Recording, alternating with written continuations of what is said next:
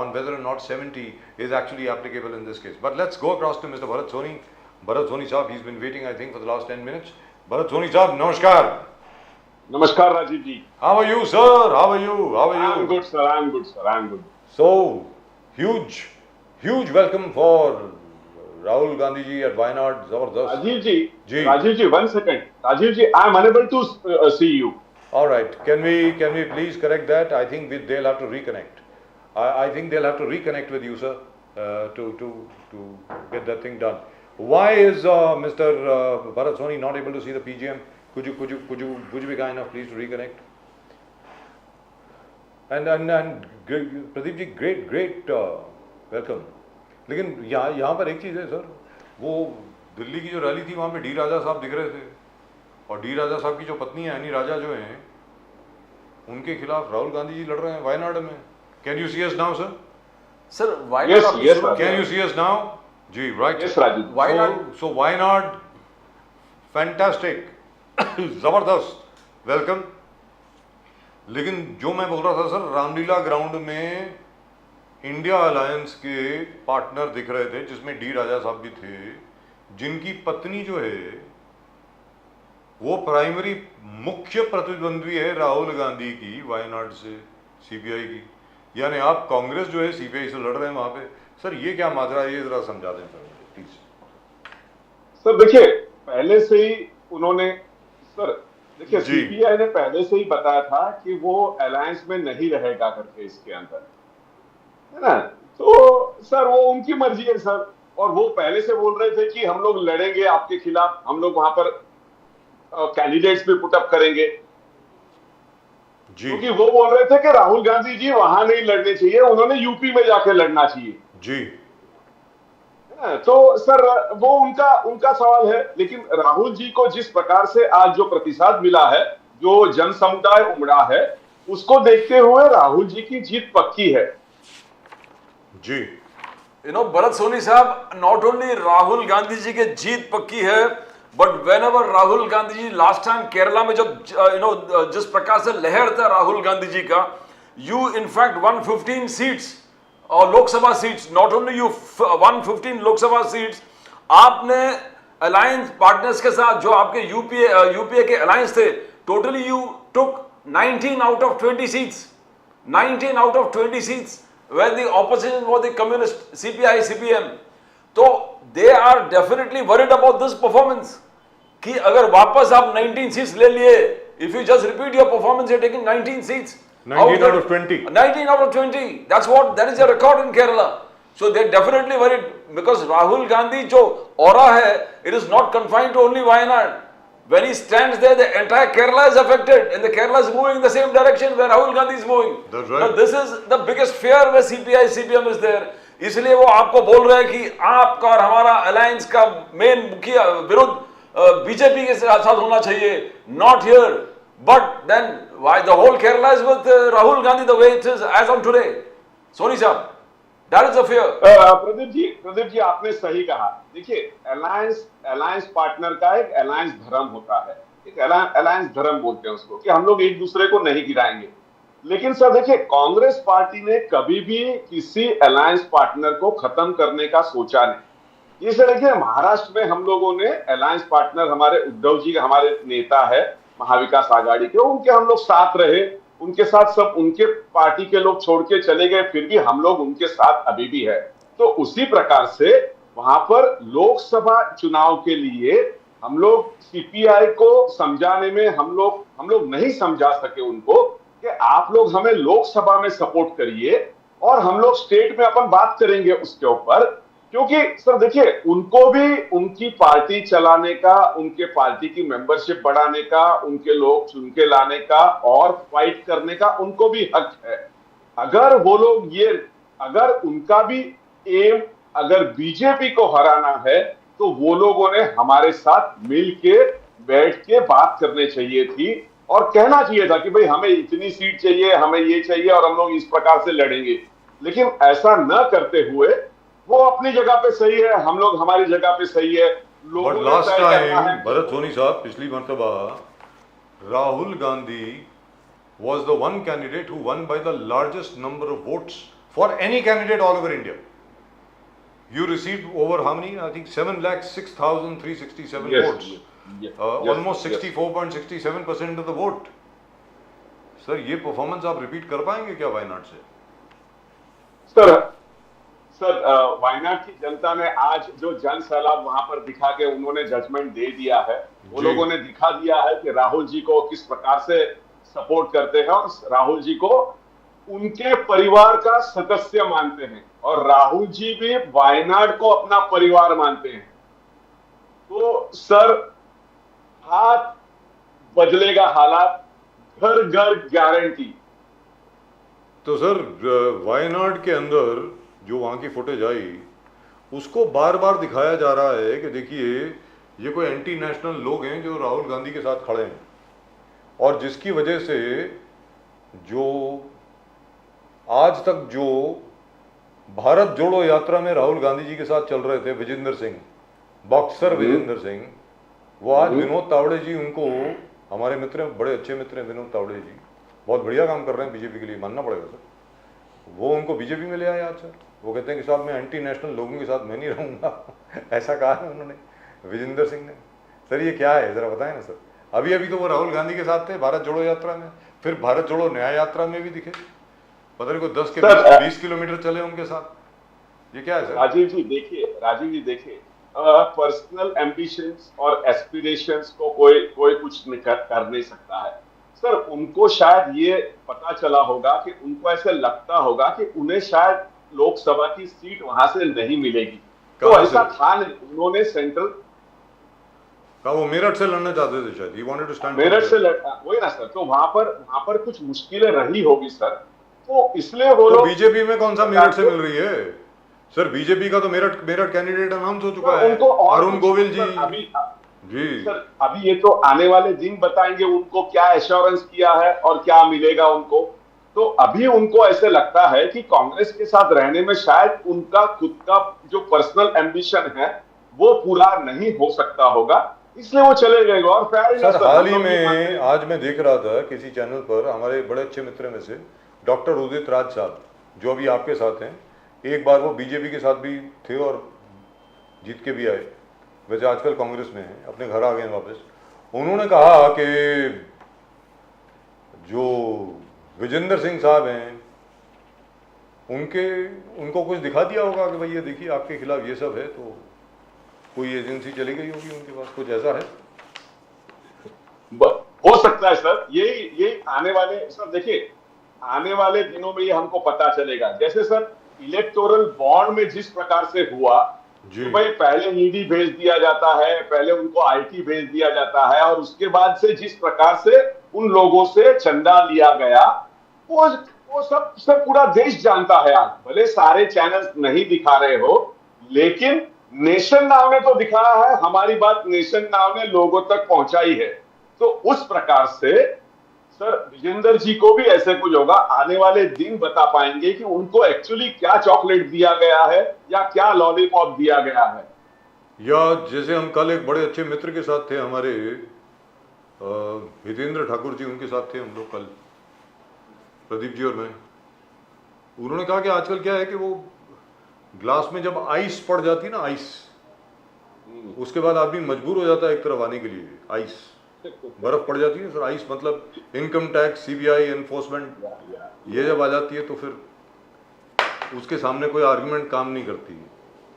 तो अभी तक आपको ऐसा कुछ नहीं हुआ sir, Bharat Soni sir? Sir अभी तक तो कुछ नहीं हुआ है, पता नहीं आगे क्या हो सकता है। Pradeep ji Soni Saab, when national security is concerned, nationalism is concerned, BJP believes Congress is nowhere near. Congress is nowhere near. Jaishankar जी ने कहा आगे जाके कि पाकिस्तान ऑक्यूपाइड कश्मीर की समस्या, अक्सर चीन की जो समस्या है, this is the Nehruvian blunder, Jawaharlal Nehru ji के मिस्टेक है जो आज तक हम भुगत रहे हैं।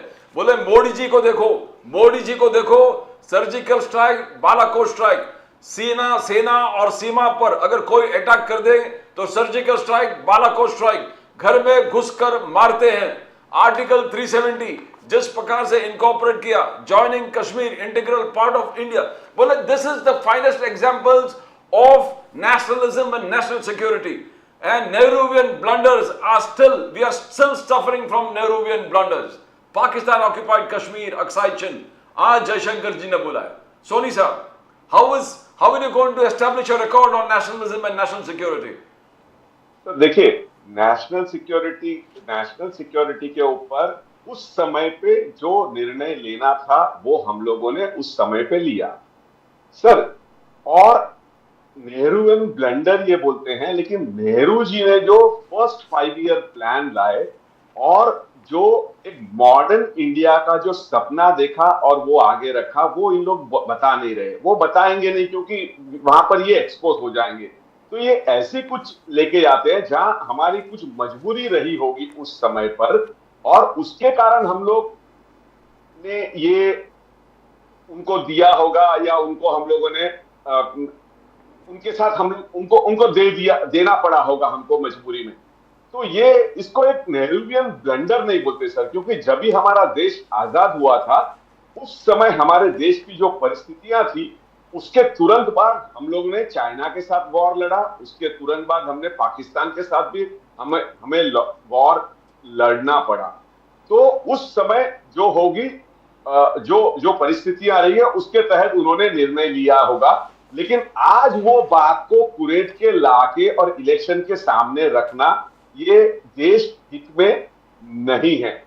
और सर देखिए, आप विकास की बात करिए, आप आगे क्या करने वाले हो उसकी बात करिए। आप 247 का लंबे का प्लान दिखाते हो, आपने 10 साल में किस प्रकार से काम किया, 10 साल में आप कैसे फेल रहे, आप जो इकोनॉमिक इश्यूज के ऊपर आप फेल रहे, नौकरियों पे फेल रहे, एम्प्लॉयमेंट देने के ऊपर आप नौकरियां ने एम्प्लॉयमेंट देने के ऊपर आप जो अनसक्सेसफुल रहे, वो सारी बात को छुपाने के लिए ऐसा कोई मुद्दा उठा के लाना और पूरे के पूरे देश का ध्यान भटकाना, तो हम लोग इनके उस प्रोपेगेंडा में नहीं जाएंगे। हम लोग के हमारे 5 न्याय है, उसकी 25 गारंटी है, उसकी बात करेंगे। और वही हम लोग भरत सोनी साहब, एक छोटी सी चीज है, पता नहीं आप तो खैर पता नहीं उसको बहुत छोटे होंगे, मुझे नहीं लगता कि आपको याद भी होगा, अगर याद है तो अच्छा है, लेकिन हमें याद है। दिल्ली में 1989 में 1979 में इलेक्शन डिक्लेयर हो गए थे, इलेक्शन चल रहे थे। मुझे अभी तक याद है, प्रदीप जी सुनने वाली बात है, हम तो स्कूल में थे, लेकिन अभी तक याद है हर जगह पर कांग्रेस ने पोस्टर लगाए थे, हर जगह पे बड़े ब्यूटीफुली प्रिंटेड पोस्टर्स थे। उसमें किसी की तस्वीर नहीं थी, इंदिरा जी की भी तस्वीर नहीं थी, संजय जी की भी तस्वीर नहीं थी, कुछ नहीं था। उसमें सिर्फ प्राइस लिस्ट थी और सबसे प्रोमिनेंट प्याज यानी कांदे की प्राइस लिस्ट थी। उस वक्त कांदा बढ़ के को 25 रुपए का हो गया था सर, 2.5 रुपए से जो 2 रुपए में बिकता था 1976 में, 1976 में वो 25 रुपए का हो गया था। वो इतना कारगर साबित हुआ कि पूरे उत्तर प्रदेश में, बिहार में, मध्य प्रदेश में, दिल्ली में जनता पार्टी बिल्कुल तितर बितर हो गई, खत्म हो गई सर, कोई कुछ नहीं कर पाया। बाबू जगजीवन राम के नेतृत्व में चुनाव लड़ा गया था, अगर आपको याद होगा। यस सर, यस जी। और इंदिरा जी वापस आई, 6 जनवरी 1980 को रिजल्ट डिक्लेयर हुए 80 में जी, 374 सीटें लेकर के वापस आई। मेरा ये कहना है, इट्स एन ओल्ड मेथड, लेकिन आज की तारीख में आपके पास तो इतनी अपॉर्चुनिटी है सर। जो आप प्राइस राइज की बात कर रहे हैं, आप जो पेट्रोलियम प्राइसेस की बात कर रहे हैं, आप जो गिरते हुए रुपये की बात कर रहे हैं, उनकी लिस्ट जो है वो छाप करके हर जगह पे क्यों नहीं आप वायरल कर देते? मुझे तो ये समझ में नहीं आ रहा है। Because I am seeing your Congress campaign, आता है, थोड़ा बहुत आता है, बट जिस फोर्स के साथ, जिस फोकस के साथ आपको इसको मतलब भुनाना चाहिए, for want of another word, आप लोग भुना क्यों नहीं पा रहे हैं? मुझे ये समझ में नहीं आ रहा। If indeed this you think is a emotional issue or a good issue, sir. No, sir, point well taken, sir. These all are very good issues, and in our own way we are taking it to the public. क्योंकि sir देखिए, national media जो है वो हमारा छापता नहीं है, वो हमारी एडवर्टीजमेंट्स लेता नहीं है। हमारी उस वक्त तो कोई मीडिया नहीं था, उस वक्त तो सिर्फ दूरदर्शन अभी की बात कर रहा हूँ, और उस वक्त की मैं बात कर रहा हूँ, दूरदर्शन सिर्फ चौधरी चरण सिंह को दिखा रहा था सर। मीडिया से इतना मतलब देखिए सर, देर इज उस वक्त भी तो खबरें आती थी, गांव में एक अखबार आया करता था 4 या 5 दिन के बाद, लेकिन फिर भी लोगों को खबर आ जाती थी। There was a via media. Sir, Congress को इसमें कौन समझा सकता है? I am so sorry because I am emotionally involve here, which is why I keep talking in this manner. Sir, Dandi march के लिए कोई मीडिया की जरूरत पड़ी किसी को? लाखों की जो भीड़ आई, क्या कोई ट्विटर और फेसबुक और गूगल या व्हाट्सएप की जरा भीड़ पड़ी? सर, उस वक्त तो टेलीफोन भी नहीं होता था, वो भी होता था तो बड़े बड़े लोगों के घर में होता था, कभी काम करता था कभी नहीं करता था। सर, गांधी जी के साथ लाखों की भीड़ गई दांडी मार्च में। चंपारण में नील की खेती के खिलाफ पूरे देश से लोग आ गए। सो सर, ये आपका कहना, I think that's an excuse, that is laziness on the part of the Congress, very frankly speaking. I'm sure you won't like what I'm saying. That is being lazy. That's it, sir. नहीं, राजीव जी देखिए, जी sir. उस समय अपन वहां के उस समय को compare कर रहे हैं अभी के प्रेजेंट के समय से। अभी क्या है सर, अभी के लोग जो है वो न्यूज़पेपर पे कम डिपेंड होने लग गए। वो टीवी चैनल्स को, टीवी न्यूज को देखते नहीं है, क्योंकि उनको मालूम है ये ऐसे ही देगा, ये न्यूज बताएगा। तो वो ज्यादातर लोग आजकल किसके ऊपर डिपेंड हो रहे हैं? व्हाट्सएप के ऊपर, मैक्सिमम जो है व्हाट्सएप। और सर, व्हाट्सएप के ऊपर क्या, अनफॉर्चुनेटली हम लोग व्हाट्सएप चलाने के लिए और व्हाट्सएप एडमिनिस्ट्रेटर्स को हम लोग पैसा नहीं दे पा रहे, उनके ऊपर खर्चा नहीं कर पा रहे।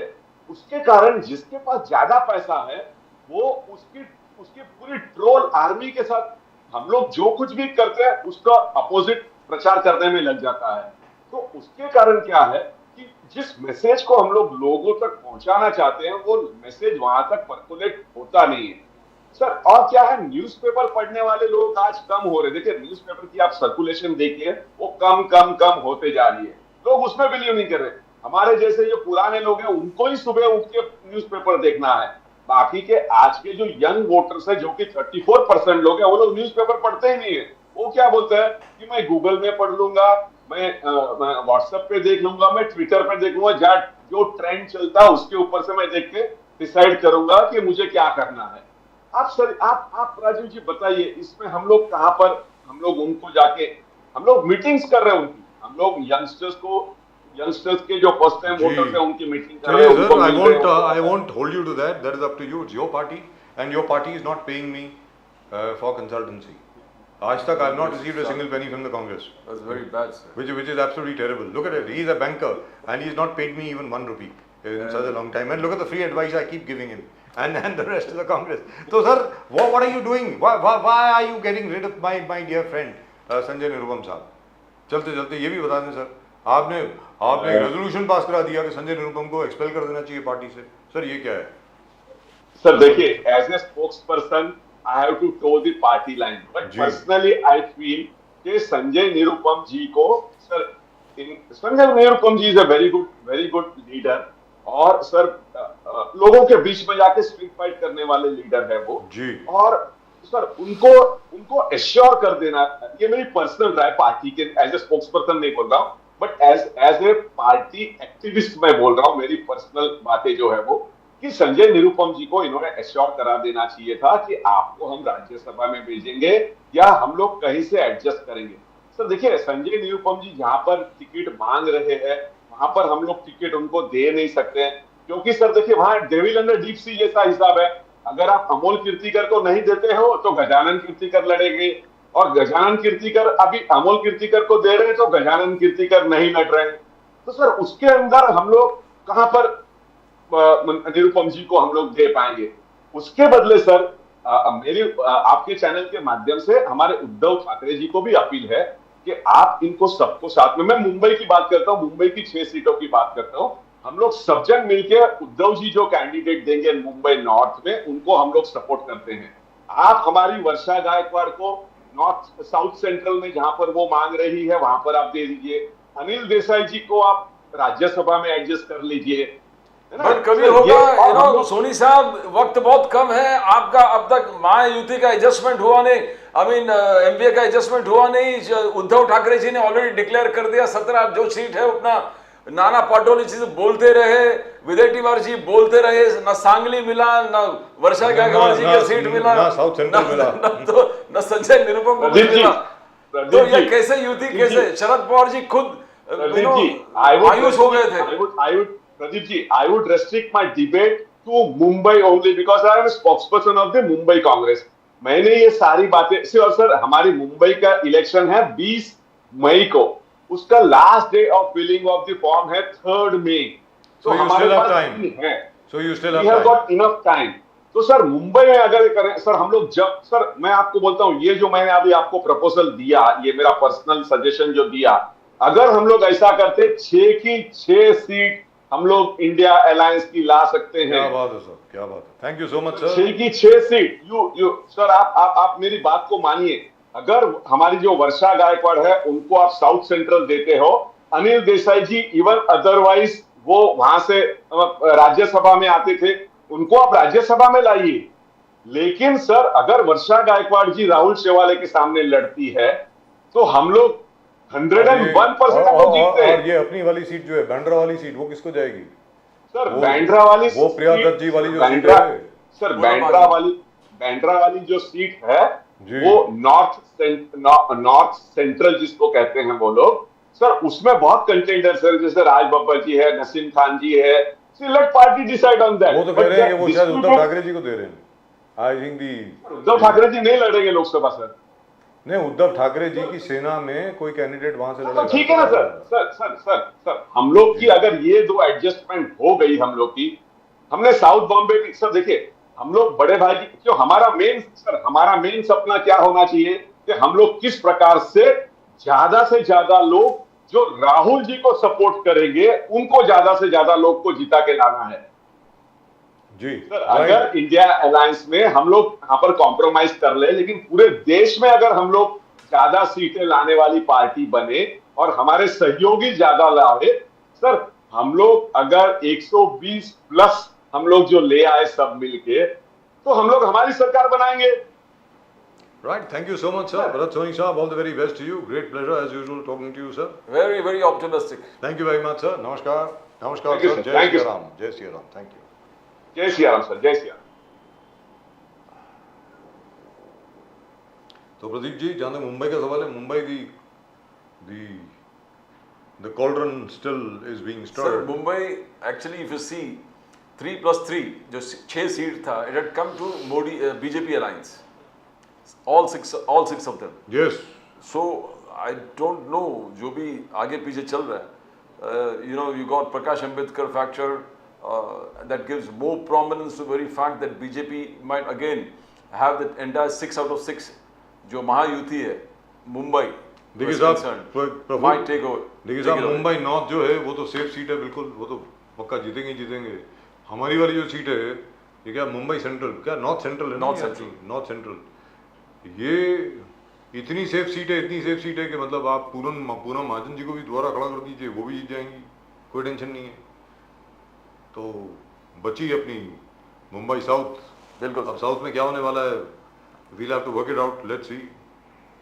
Has the candidate been announced from the BJP for Mumbai South? I don't think No, so. no, अभी तक अनाउंस नहीं हुआ है। nothing. I think मिलिंद साहब is trying very very hard कि उनका नाम आ जाए। नहीं, उन्होंने ऑलरेडी नार्वेकर जी तो ऑलरेडी कैंपेनिंग भी शुरू कर दिया था। Yes, yes. He has already started the campaigning and now immediately वो bricks, he has put the bricks because you had Raj Thakre ji moving in, तरह के rumors चल रहा था कि शायद राज साहब को मिल जाएगी। बिल्कुल। So all these kinds of lot of activities going on. Let's go across to